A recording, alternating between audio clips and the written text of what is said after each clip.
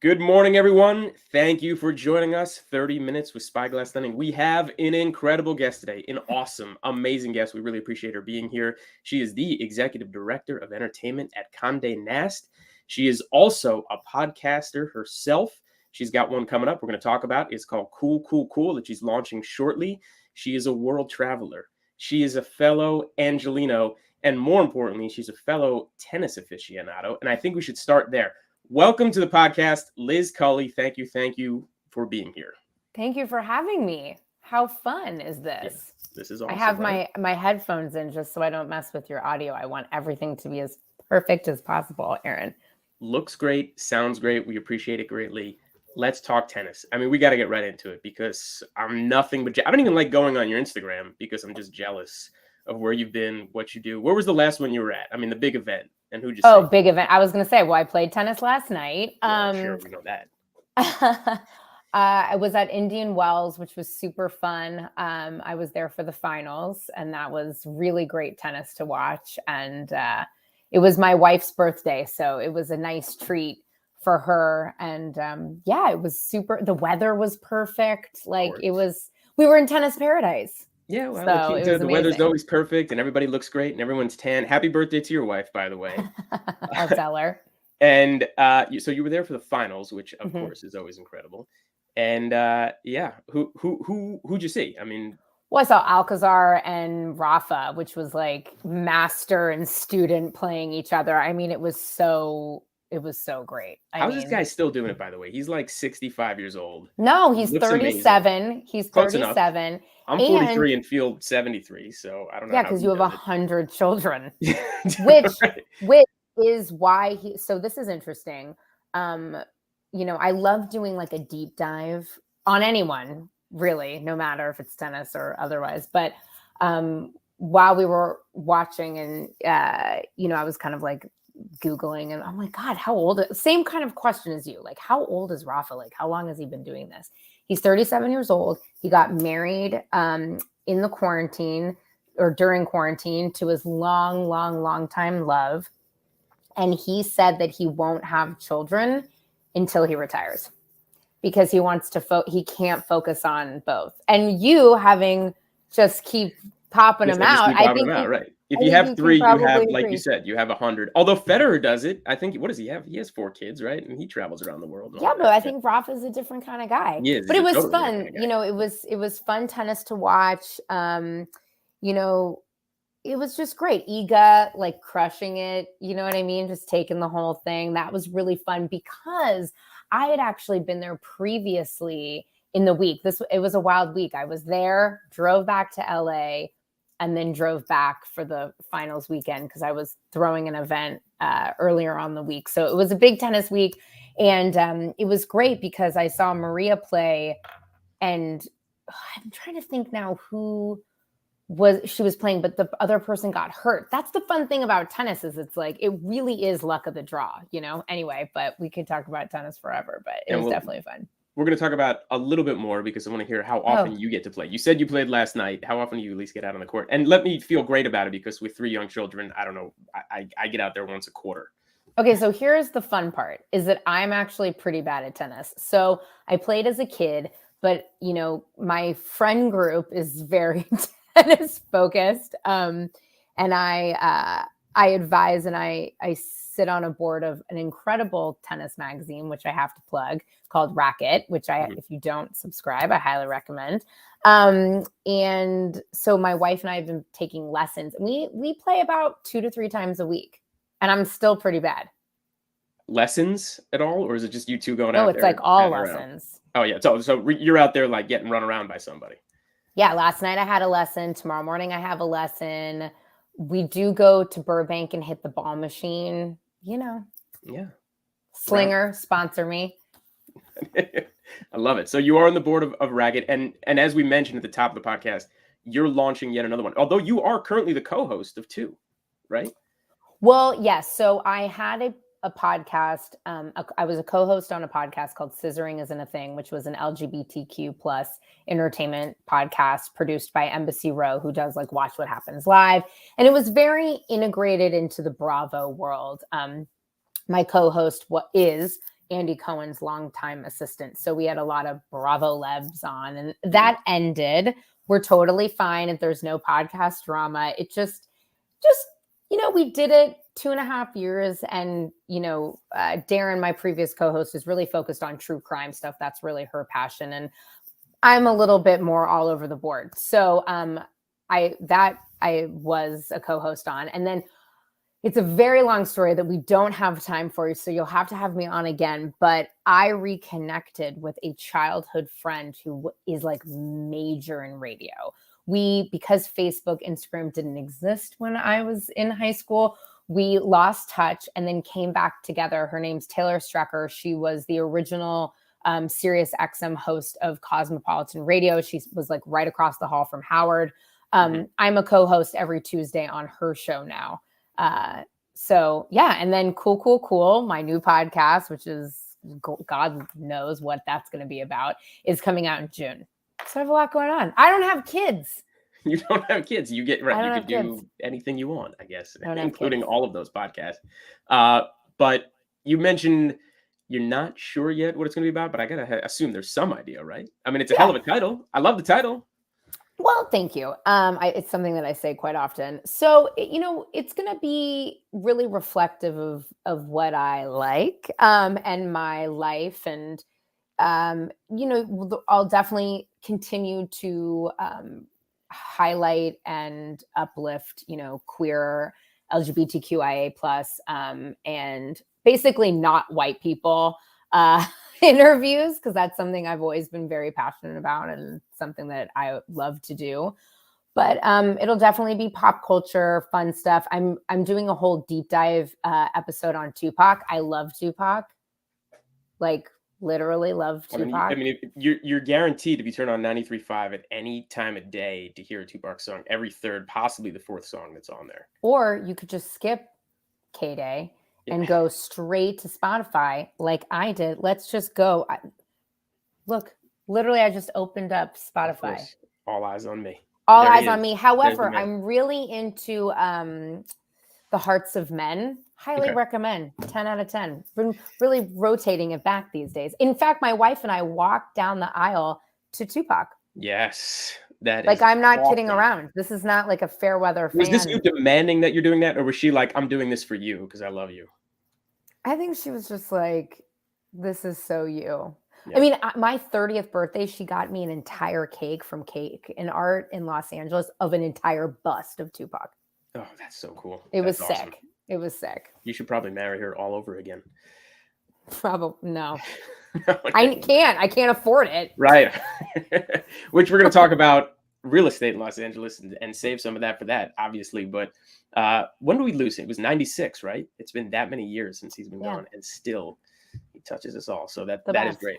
I just inquired how much it would be to have the hologram at my now 40th birthday. Like they did at Coachella? Is that where it was, right? Yeah.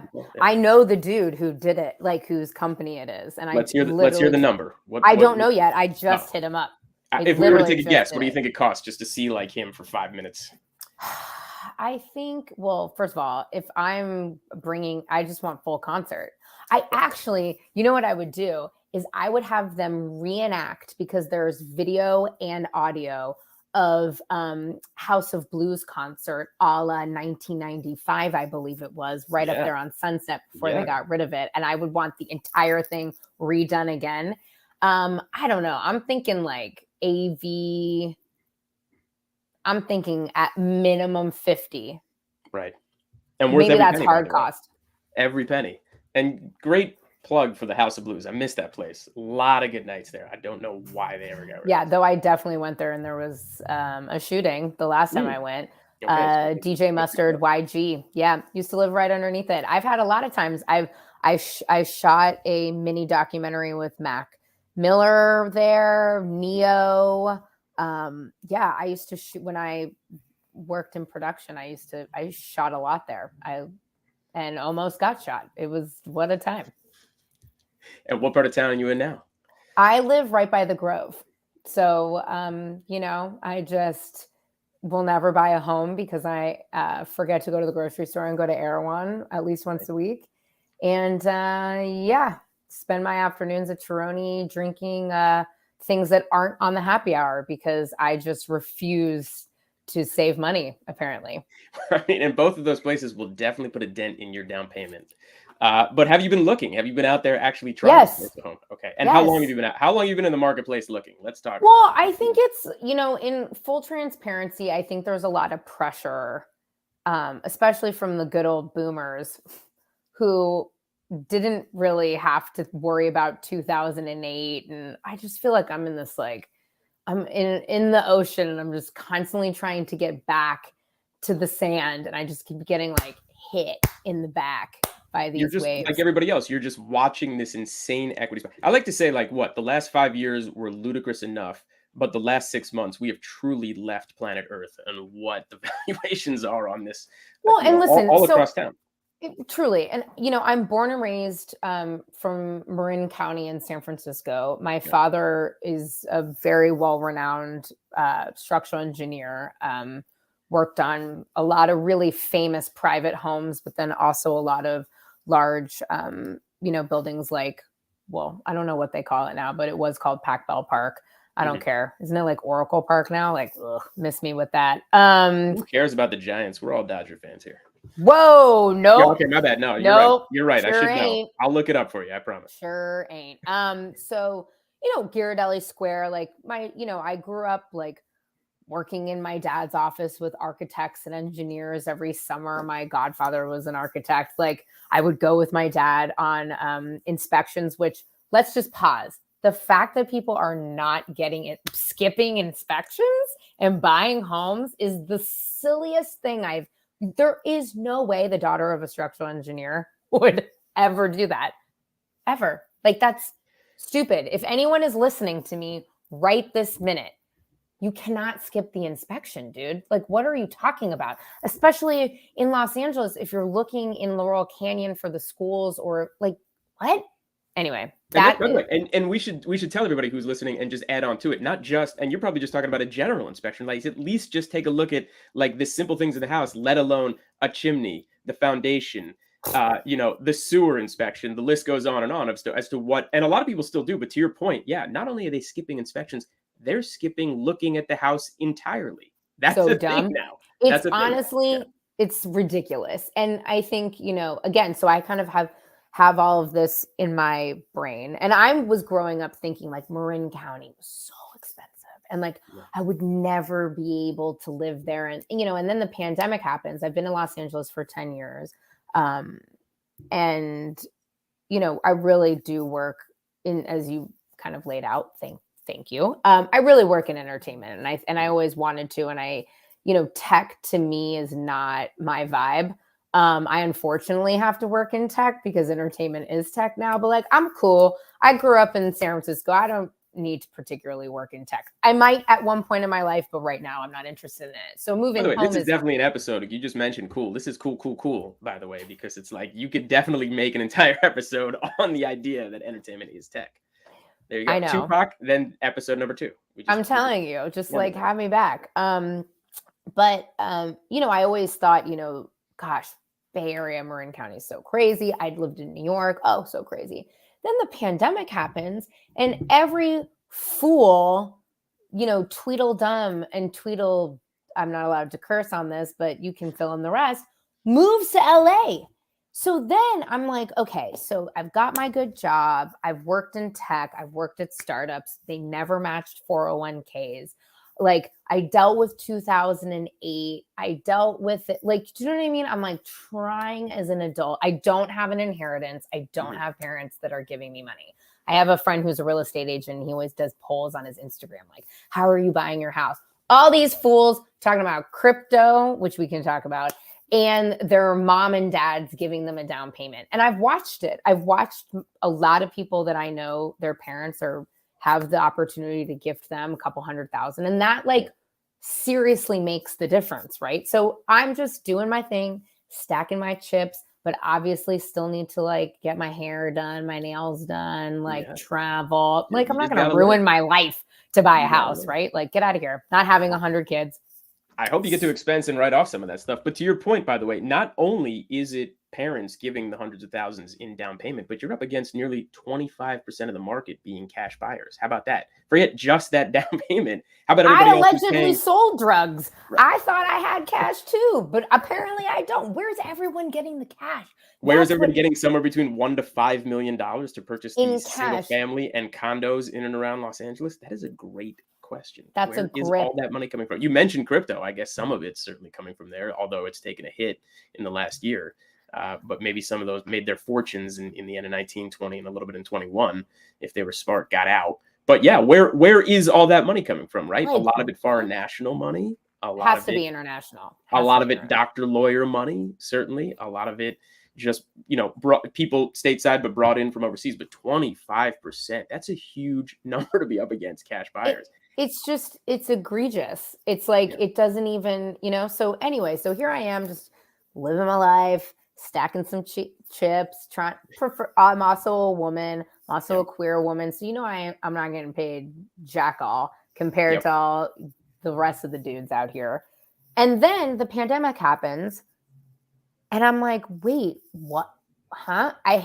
We move into this apartment, which I had done, while my wife had changed careers, we had stayed in this tiny little apartment that I had underneath the Standard Hotel, RIP. And thought we were being really smart. Like, I didn't have a big wedding. I didn't overspend. I had a cocktail party. You know what I mean? We haven't even taken our honeymoon yet. That was years ago. Like, we didn't do the crazy things, right? I don't drive a Porsche. Like, come on.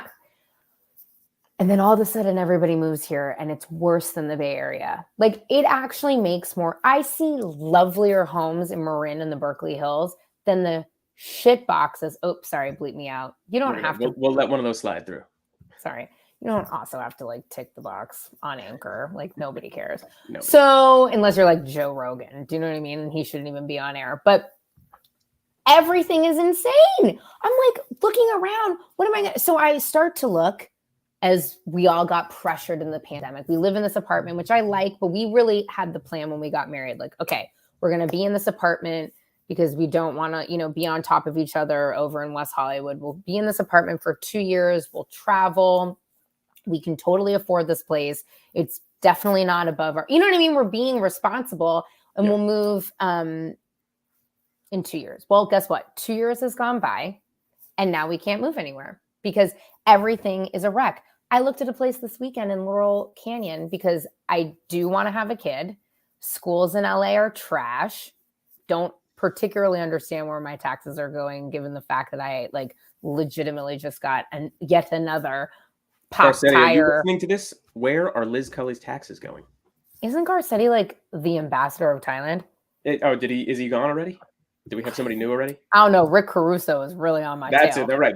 Damn, that fool has got my telephone number. I'm hitting stop on the text messages. They don't care. Somebody else is like, Rick Caruso, he wants your vote. Anyway, so we're looking in Laurel Canyon, Studio City, where I think a lot of people who don't necessarily have means to think about a public school or a private school rather, and have kids on the horizon. Mm-hmm. Just everything is a dump. I looked at a place this weekend. They lie. They say 2-bedroom, 2-bathroom. It is not 2 Do you know the place I'm talking about? I don't. Please elaborate. It is apparently was owned by some guy from the Doors, which don't care. Not a selling point to me. In fact, I'm like, how many creepy things happen up in this spot? Okay? What was Robbie Krieger doing in that bathroom in 72? Yes, yeah, I'm straight off that. No thanks. It's an older house, which we like. We love Los Angeles, for the Spanish mid-century. We love that. That's what our dream is, Yeah. They claim to be 2-bedroom, 2-bathroom. But let me tell you what it actually is. It is 1 creepy bedroom with 1.5 baths. There is absolutely no second bedroom. That is a room that is a den that is between a kitchen and a very small living room that has no doors and 2 archways. So how is that considered a bedroom? Closet? Was there a closet in there or no? No. Yeah, then they're lying. Then you've got a kitchen that doesn't make sense, no dining room. The outside looks like there was potentially like seances and exorcisms with like sticks and leaves back there. Like you said, the doors, it's part of the charm for some people. And no parking. 1.175. It's a dump. I was about to say, lay on the punchline with us. 1.175 million. What was the square footage? 1,250. Yeah, so about 1,000 a square foot is what we're talking about. And look, I've been in Los Angeles 21 years. You said 10. To think about what 1,000 a square foot was for so long was like, when do I get to move on up to the Bird Streets, right? Or what part of Bel Air is that going to be someday when we make it? 1,000 a square foot is everywhere now. Everywhere. It doesn't matter. It doesn't matter what part of town you go into. And it's like you said, where you're talking about on a tiny little house. I can only assume the lot. I don't even know the lot size of what we're talking about here. But unless you can tear that down and build up something massive on a much larger lot, what are you really paying for? Right? And crazy. It doesn't even matter what the listing price is, because I'll go back and look and it's like $300,000-$400,000 over. And that just, it's not, it doesn't make sense. It creates this environment of, obviously there's scarcity. Obviously, there's a lot of, I think, fear. I think when people do things from a place of fear, like the outcome is never great, right? Like anytime I've ever done anything out of FOMO or fear, crypto, perfect example. Like what a stupid mistake. It's like NFTs. Really, you're going to buy an NFT right now that potentially could be uncool in 8 months? Like, wait, we should hit on that for 1 second. Today, I don't know if you saw, someone bought the very first tweet ever made for $3 million. The first tried ever to sell it for $3 million. They bought what the did NFT they buy? The very first tweet that was ever sent out, an NFT of the first tweet, $3 million. They then tried to auction it off for $48 million. Do you know what the highest bid was? What's your guess?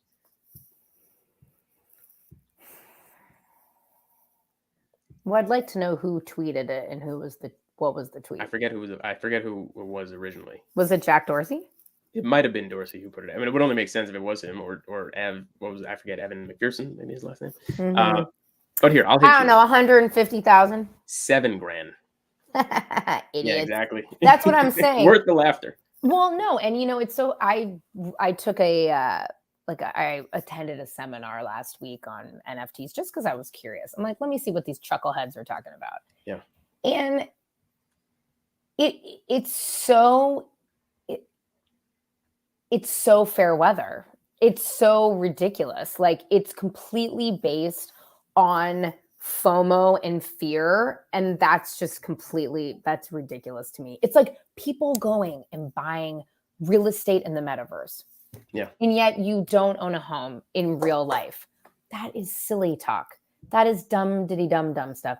I have allegedly taken plenty of hallucinogenics in my life and can go to the metaverse for free. Yeah. And keep my coins. And you're hitting on such an incredible vein. It's really what has happened in the market. It's fear. You're saying it just like it is, and appreciate you broadcasting that, because that's ultimately what is driving it. Yes, to your point, scarcity in the inventory that's out there, right? And now or for at least for a long time, the money was basically free, sub 3%. The banks were giving it away. That's since doubled at this point, or close to, in what the interest rates are. You got more people priced out of the market. What do you think? I mean, you're the consumer. Where do you see this going? When this hits audio, by the way, I just want everyone to know that was a big eye roll. So. Oh. I don't know. I'm nervous. I'm not going to lie to you. I think that, I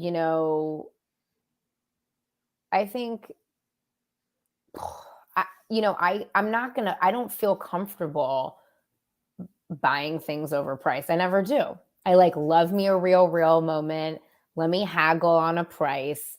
Let me get something used secondhand, straight up, because I don't the only thing that I ever did right was I traded my car in early when everyone was panicked and we all thought we were going to never make it out and no one was going to drive anywhere. But I got a great lease on my car. Oh, hallelujah. I think that I think that it will become increasingly more difficult. I think what's going to happen is exactly what happened with that tweet. I think people are going to buy everything at overpriced and they're going to hold on to it and think they're going to flip it. And I think that's going to start to dwindle is what I'm hoping. Do I think I'm screwed? And do I think the economy is going to completely fall from underneath us? I hope it doesn't, because I don't want that to I don't want that to affect a lot of, myself or anybody else. However, if we look at history, things tend to correct themselves at some point. But I just don't feel comfortable buying a shanty house on a hill in Laurel Canyon without an inspection, knowing that we have like mudslides, knowing that there are fires, knowing that, like, you know what I mean? That I have to put like another 500 into it. It just doesn't make sense. Like, I guess I'll just stay put. Or, the other thing I've been thinking is like, am I needing to readjust the game that I'm in? If I'm not winning at this game, what's the next game that I can make? What do you say? Or that I can play in and potentially at least win a bronze. Like, you're saying in real estate? Yeah. Like, what do you see? What are you looking at? Well, I think, I do see it. I see multi-unit. I think you and I kind of talked about this before, like multi-unit opportunities being less desired in the marketplace. So there tends to be more wiggle room. I just like really don't like neighbors. That's my issue, because I have a bunch of chuckleheads to the side of me and a bunch of chuckleheads to the bottom of me and another chuckleheads on the other side of me. And anyone you like around you? Not a single person. I actually will go on record and say all of my neighbors are nightmares. And that concerns me. Yeah. Even though you're saying to move into multi-unit, because to your point, obviously if you own a single family or even, a not shared wall townhome, and you have your own plot of land, there is that privacy, there is that dream. But if you're going multi-unit, yeah, you're going to end up with neighbors, or worse, you're going to be the landlord. Now, not only are you dealing with the neighbors, but hey, you got to collect that rent every month to make sure they're covering your mortgage. I know, which is like scary, if I'm being honest, because I have a lot going on, Also, I just really want a backyard. I love to cook. I love to host. Like, I just want to have like Passover, Easter, Christmas, Thanksgiving. I also potentially might be a control freak. So I just want it to be here, Sure. So that's a game that could be interesting. Or is it like, do I get some sort of investment property that I don't live in at all, that I can then have more money to rent something that is better than this? All right, so you're saying get the investment property, use that cash flow to just up your own personal rental game. Yeah. I don't know. And you're in entertainment, so I mean, you're living in WeHo. I mean, the heart essentially of Los Angeles. So how far outside of LA or LA basic would you be willing to go, if at all? That's the problem. Yeah. Because then it's like I look at Long Beach and I'm like, okay, I grew up in the Bay, love the beach, and then I'm like, wait a minute, hold the phone here. These schools are trash. We're sort of in the hood, and we're far away from LA. I'd rather live in West Adams or something. And I don't know, like, it just, none of it makes any sense. Like, what am I going to do? Spend $100? Because school costs so much. I went to Catholic school and it was like $8,000, and my parents thought that was insane. Now it's like 40. Yeah.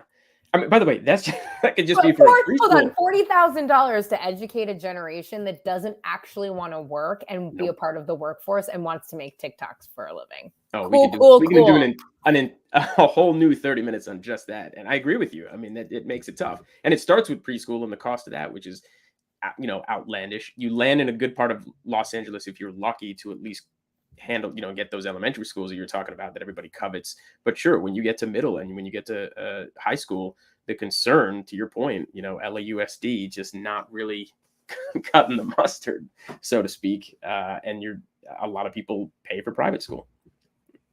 Yeah, dude, I don't know what to tell you. This is a wreck. Like, even talking about this gives me massive anxiety. Did we solve anything today? No. Yeah. But we got the vent. You tell me. What would you tell me to do? Yeah, I'd wait. I mean, at this point, I hate to say it, but I think it, if that's obviously how you're feeling, and to your point, and such a great point about it, you're seeing the fear surround you and around you. It's like, who wants to be part of that movement if you don't have to be, right? Yes, house hacking, yes, buying a multi-unit is enticing and exciting, but you do have to feel like that's what I should be doing. I want to live in that unit, that one unit myself. I do want to be a landlord. I do want to create that equity.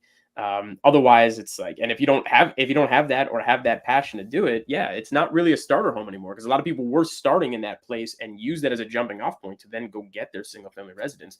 It just seems more and more like a pipe dream that's ever going to happen. You'll end up stuck there for a long time. Well, I know. And I think the only thing that's scary for me is that I have like pressure now to start a family. Yeah. And what I don't want to have happen is, I'm like, okay, so we have a baby. I'm literally, our second bedroom is my wife's office because, with the pandemic, she wasn't seeing clients in person, right? Thursday happens to be her day off. So I slid in here, but I live, breathe, record at my dining room table, which, by the way, my neighbors likely don't like me. And that's fine, because I'm screaming, talking to people like you all day on, you know what I mean? Or my clients on Zoom, right? So, or whatever fun app we're on. So what I'm scared about is, like, we have a baby here, or God forbid I get pregnant with twins. Yep. Seen it firsthand. Go on. Yes. And then I'm in this place.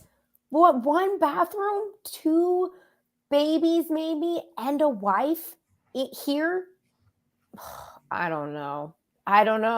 So I felt like this pressure and fear to get a house first and then have a baby, because I think that's what's been sort of ingrained in us, regardless if you're a man or a woman or identify as whatever, is sort of the natural progressions and the steps. Like, make sure you've got your shelter locked and loaded so that you can, like, breed and cultivate new life. But I think a lot of people are having to do it in different ways. And I don't know. I mean, honestly, yeah, like, this is probably I have therapy in 2 hours, but like, maybe I might miss it. Like, I might skip it and just bill you. Hopefully some of this was done, over the 30 minutes here. A little work was done, a little venting, and we appreciate your perspective on it. And unfortunately, we have run against the time. I'm sure we could continue going, but our 30 minutes is up. Okay. But can't tell you how much appreciate your perspective and telling it like it is. Liz Culley joined us today to tell us like it is here in Los Angeles. We need more Liz Culley's out there telling us. I don't think exactly. You do, but we do. We absolutely do. I'd love to have you back and appreciate very much your perspective. So thank you for joining us today. I guess the last parting words: wish you luck. I wish all of us. Thanks, luck. Aaron. This has been a lot of fun, and thanks for having me. Thank you for coming. Appreciate it.